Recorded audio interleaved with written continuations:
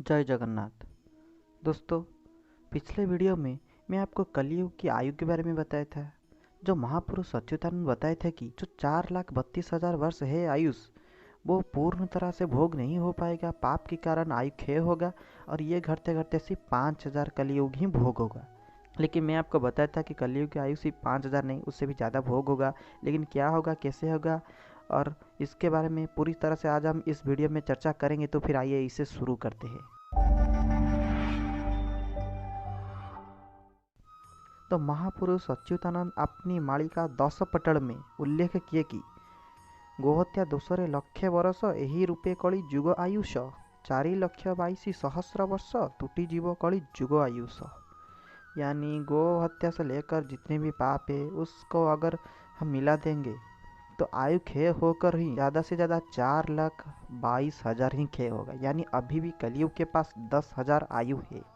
तो आप ये सवाल उठा सकते हो, अगर कलियुग की आयु 10,000 साल ही है तो आप क्यों बता रहे हैं कि 5,000 साल के बाद ही कलियुग की अंत हो जाएगा। तो इसके उत्तर पंचसखा के समेत सारे महापुरुष ने भी बताए हैं। अगर हम ध्यान से उनके ग्रंथ और भगवान व्यास की ग्रंथ को मिलाएंगे तो इसका उत्तर हमें आसानी से मिल जाएगा। कलियुग की आयु जो 10,000 वर्ष है, इसे चारों भागों में विभाजित किया गया, जैसे कि बाल्य, पौगंड, यौवन और वार्धक्य। यानी ये चारों अवस्था है कलियुग की, और हर अवस्था की आयु काल होता है 2,500 वर्ष। यानी 2,500 करके बाल्य, पौगंड, यौवन, वार्धक्य होकर ही पूरी तरह से 10,000 आयु भोग होगा कलियुग की। लेकिन मैं बताया था हर चीज़ में एक संधि काल होता है।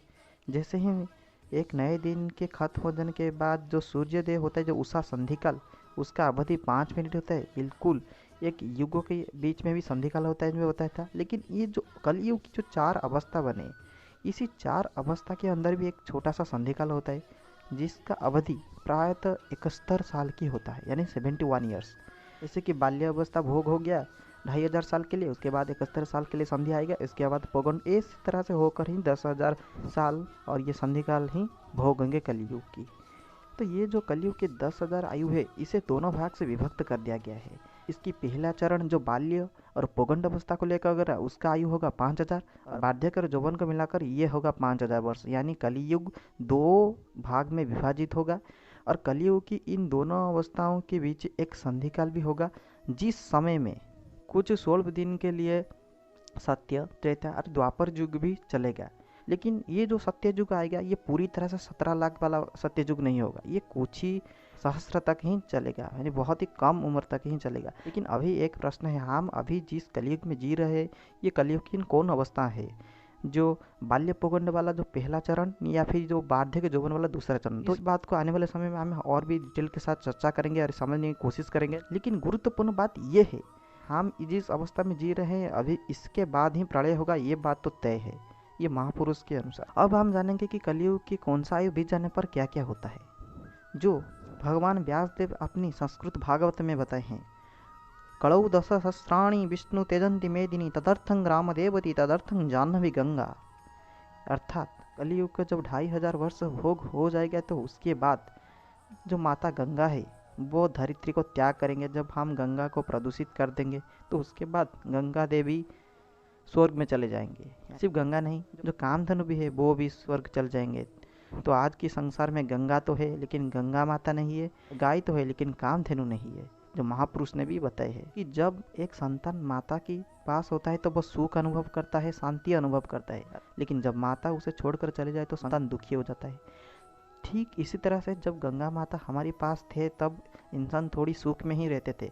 लेकिन कलियुग की 2,500 साल के बाद जब गंगा माता चले चुके हैं तो इसके बाद ही संसार में क्या होगा, जो महापुरुष ने बताया है कि नास्तिवाद और शून्यवाद का सृष्टि होगा भूपृष्ठ में। अर्थात जब गंगा माता धरती पर थे तब तक विश्व में सिर्फ एक ही धर्म था, वो था सनातन धर्म।